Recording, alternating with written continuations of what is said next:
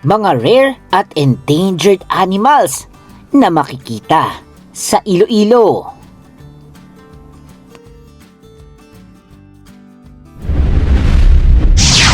Pinoy's World TV.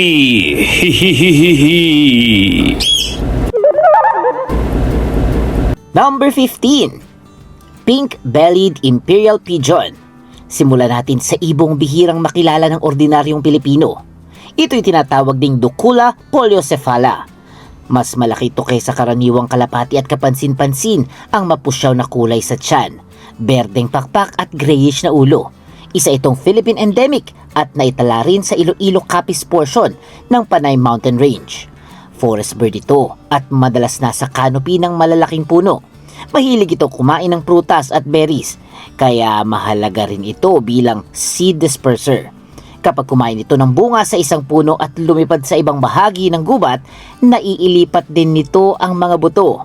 Walang maaasahang eksaktong global population count, pero ayon sa BirdLife, decreasing ang population trend nito.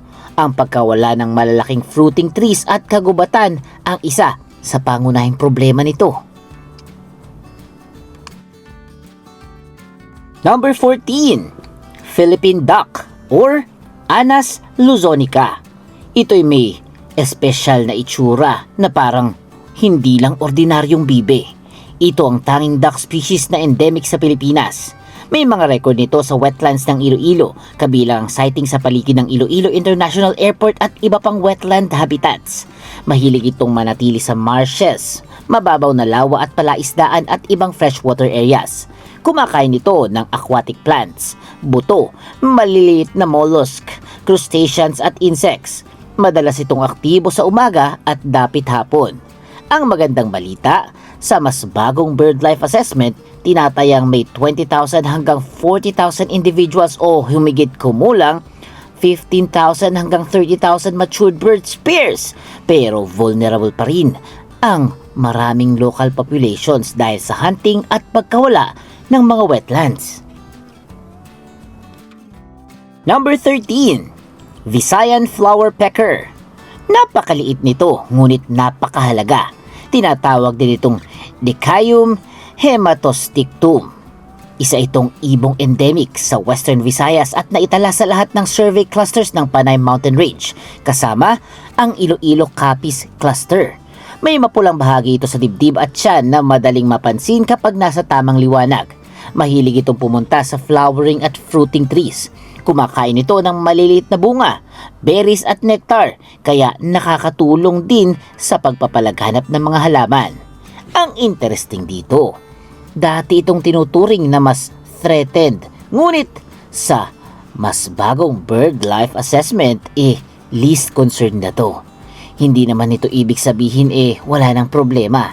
Endemic pa rin ito sa maliit na bahagi ng mundo at umaasa sa natitirang habitat ng Western Visayas. Wala ring matibay na eksaktong population ng figure pero kailangan pa rin ingatan ng mga ito. Number 12.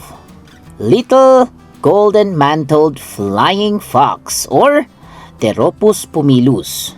Naitala ang species na ito sa Panay, kabilang sa mga biodiversity assessment ng Sicogon Island sa Carles, Iloilo. Hindi ito kasing laki ng giant flying foxes at may golden brown coloration malapit sa ulo at balikat. Isa sa kakaiba nitong ugali ay hindi laging bumubuo ng napakalaking colonies. Maaari itong mamamahinga ng mag-isa o mas maliit na grupo sa mga puno. Prutas ang pangunahing pagkain nito at sa paglipad nito habang may dalang bunga o pagkatapos kumain, nakakatulong din itong magkalat ng seed sa kagubatan. Ito ay kasalukuyang near-threatened. Kaya ang pangunahing problema nito ang forest destruction at hunting. Number 11. White-winged cuckoo shrike. Isang ibong halos hindi nakikilala sa labas ng birdwatching community. Ito'y tinatawag rin ngayong white-winged cicada bird or Edolysoma ostentum. Endemic ito sa Western Visayas at naitala sa Panay Mountain Range. Madalas ito naghahanap ng pagkain sa mataas na bahagi ng puno kung saan kumakain ito ng insects at insects larvae. Madilim ang katawan nito pero may striking white marking sa pakpak kaya nakuha ang pangalan. Mas mahirap itong makita dahil hindi ito karaniwang bumababa sa open areas. Mas gusto nito ang forest canopy at minsan sumasama sa mixed species feeding groups. Ang species ay dumadaan sa pagbabago ng conservation assessment. Ngunit nananatiling concerned ang patuloy na pagkawala at fragmentation ng forest habitat nito. Number 10. White-throated jungle flycatcher or Vauriella albigularis. Maliit itong forest bird na endemic sa Panay at Negros. Hindi tulad ng maraming ibong mahilig sa tuktok ng puno, madalas itong gumagalaw sa understory at lower forest levels, kung saan tahimik nitong hinahanap ang maliliit na insects at ibang invertebrates. May maputing throat patch ito na nagbibigay ng pangalan sa species. Ang problema, kapag nilinis ang understory o naging fragmented ang gubat, nawawala rin ang habitat na kailangan nito. Kasalukuyan itong vulnerable at ayon sa BirdLife, tinatayang meron lamang humigit kumulang 2,000 hanggang 8,000 matured individuals sa buong range nito. At hindi yun Iloilo population lamang ha. Pinagsama-samang natitirang population na yon sa mga lugar kung saan nabubuhay ang species.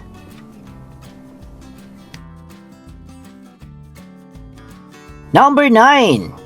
Visayan leopard cat. Akala ng iba, walang native wildcat sa Panay. Pero narito, ang tinatawag na maral. Mas maliit ito kaysa ordinaryong leopard at halos kasinlaki lamang ng malaking house cat. Pero meron itong dark spots at markings na nagbibigay ng tunay na wildcat appearance. Naitala ang leopard cat sa Panay Mountain Range at meron ding records sa Sicogon Island Corals. May mga Visayan leopard cats ding inaalagaan para sa conservation sa Mariit Wildlife and Conservation Park sa Lumbunaw. Nocturnal hunter ito. Pangunahing pagkain nito ang daga. Ngunit maaari rin itong kainin ng lizards, amphibians at maliliit na ibon. Walang magandang kasalukuyang wild population estimate nito. Ang Visayan population ay historically tinuturing na vulnerable, bagamat nagbago na ang taxonomy ng leopard cats. Number 8. Gigantes narrow-disked gecko. Punta tayo sa hayop na halos parang sariling treasure ng Iloilo. Ang Gigantes narrow-disked gecko or gecko gigante.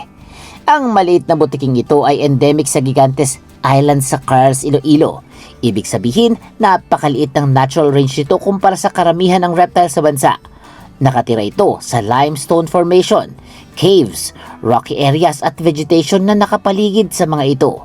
Nocturnal ito kaya mas aktibong gumagalaw at nangangaso ng maliliit na arthropods pagsapit ng gabi. Ang pinakaimportanteng katangian nito ay ang pagiging island endemic. Kapag masira ang malawakang habitat sa Gigantes, wala itong ibang malaking natural na population na pwedeng puntahan. Ito ay classified na vulnerable at walang reliable estimates kung ilan talaga ang natitira sa wild.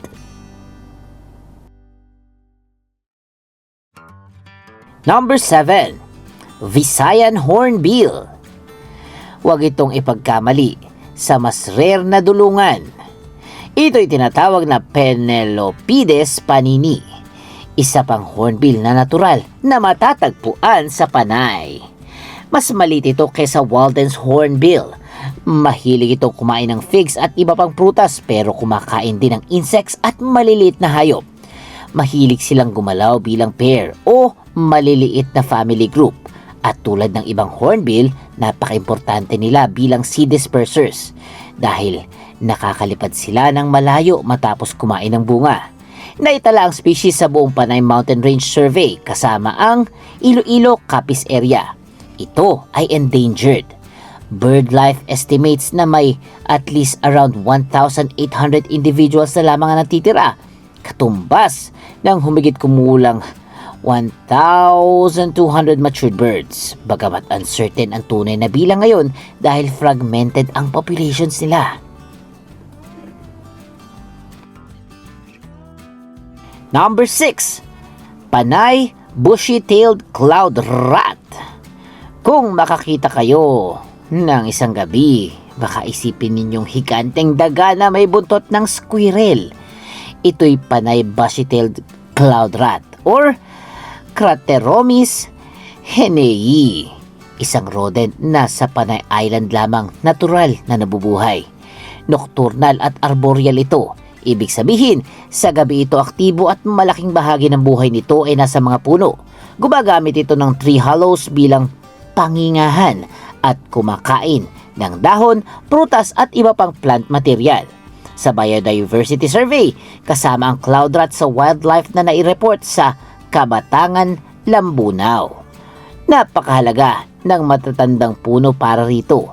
Kapag nawala ang mature forest, pati natural shelter nito ay nawawala. Ito ay endangered, ngunit walang dependable estimates kung ilan na talaga lamang sila sa wild. Number 5. Panay monitor lizard or mabitang or Varanus mabitang ay isang malaking monitor na endemic lamang sa Panay. Maaari itong umabot ng mahigit 1 metro ang haba at napakahusay umakyat ng mga puno. Pero narito ang nakakagulat. Habang ang karamihan sa malalaking monitor lizards ay carnivorous, ang mabitang ay isang specialized fruit eater. Malaking bahagi ng diet nito ay prutas. Dahil dito, parang malaking reptile sea disperser ito ng Panay Forest. Naitala ang mabitang sa Kabatangan, Lambunaw, Iloilo noong 2017 survey. Highly dependent ito sa forest at napakasama ng epekto ng logging at hunting dito. Ito'y endangered din at dahil napakailap nila, wala pang mapapagkatiwala ang total population estimate nito.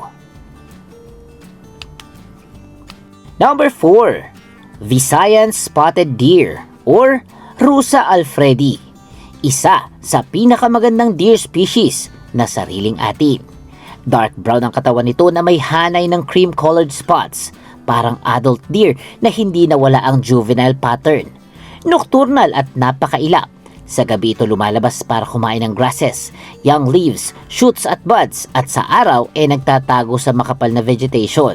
Dati itong mas malawak ang distribution sa Visayas, pero ngayon ang pangunahing wild populations ay nasa Panay at Negros.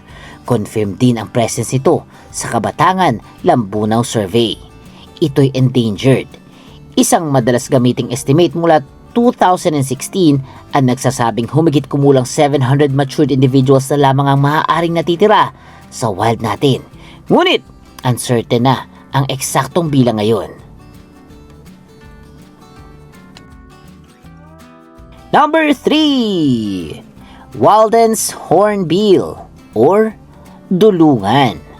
Malaki ang tuka nito, striking ang kulay ng ulo at forest specialist ito. Mahilig ito kumain ng figs at iba pang prutas, pero ang breeding behavior nito ay tunay na kakaiba. Kapag nangingitlog ang babae, as usual, pumapasok ito sa cavity ng malalaking puno at halos sinasara ng opening ng pugad. Ginagawain niya ito sa pamamagitan ng paglalagay ng clay para matakpan ang butas. Iniiwan lamang ang maliit na siwang. Ang male ang naghahatid ng pagkain sa babae at sisiw. Recorded mismo ang dulungan sa Lambunaw.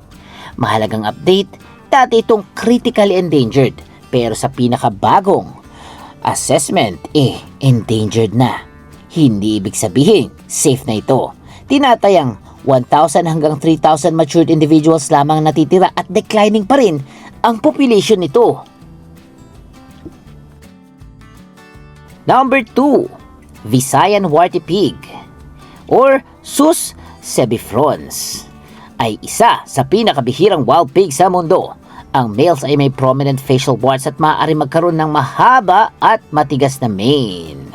Para silang mga mohawk na mga baboy. Omnivorous sila, kumakain ng roots, tubers, fruits at iba pang vegetation at paminsan-minsan pumapasok sa agricultural areas para maghanap ng pagkain. Naitala mismong species sa Kabatangan, Lambunaw at may historic records din sa ibang bahagi ng Panay.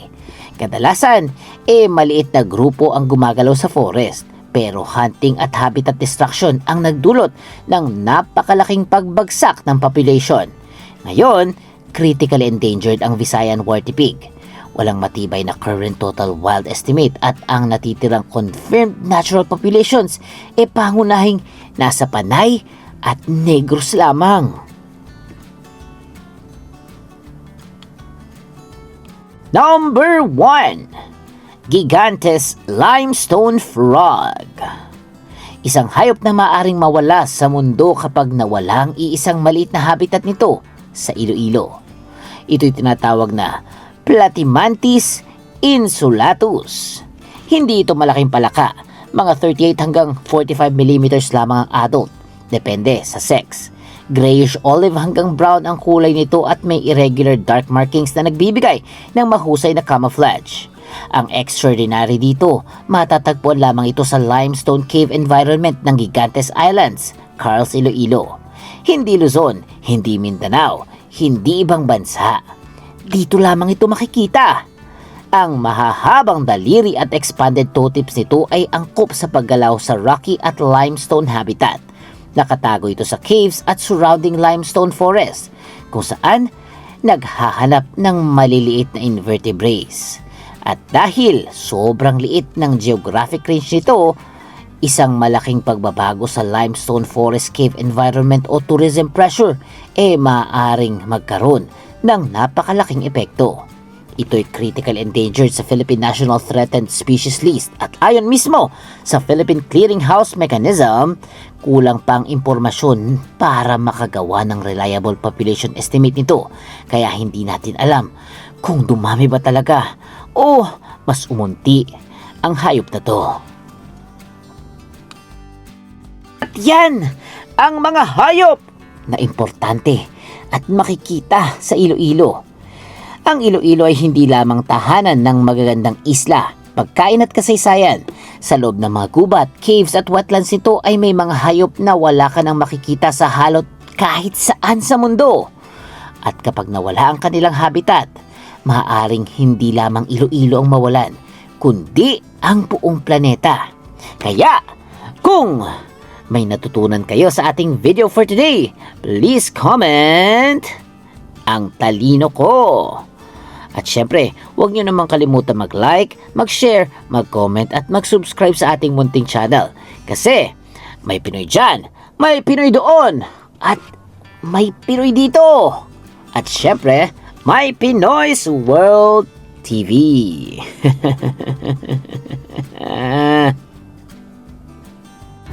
Mag-subscribe, like, share, and comment na lang ha. Goodbye guys!